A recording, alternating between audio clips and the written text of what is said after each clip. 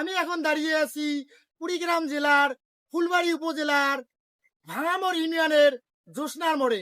আপনারা দেখতেছেন ভাই, আমাদের এই রাস্তাটা প্রায় দীর্ঘ 1 মাস থেকে এই রাস্তার যোগাযোগ ব্যবস্থা বিচ্ছিন্ন হওয়ার কারণে সাধারণ মানুষ চলাফেরা করতে পারতেছে না এবং সাধারণ জনগণও চলাফেরা করতে পারতেছে না। আসলে এই রাস্তাটা ভেঙে যাওয়ার কারণে এখন ইনশাআল্লাহ কাজ হচ্ছে। আসলে এই কাজটা করার জন্য আমি ধন্যবাদ জানাইতে চাই আমাদের ভাঙামোড় ইউনিয়নের চেয়ারম্যান সাহেবকে এবং মেম্বার সাহেবকে, যে ওনারা এত কষ্ট করে এই রাস্তার কাজটা পার করে নিয়ে এসে এই রাস্তার কাজটা অতি দ্রুত চালু করে দেওয়ার জন্য অনেক অনেক ধন্যবাদ জানাচ্ছি। এবং সেই সাথে এই এলাকার সাধারণ মানুষকে ধন্যবাদ জানাচ্ছি যে আমি এখন দুই একজনের সঙ্গে একটু কথা বলি। চাচা, এই যে রাস্তাটা অনেকদিন থেকে দীর্ঘ 1 মাস থেকে রাস্তাটা যাতায়াত ব্যবস্থা একবারে ভেঙে পড়েছে।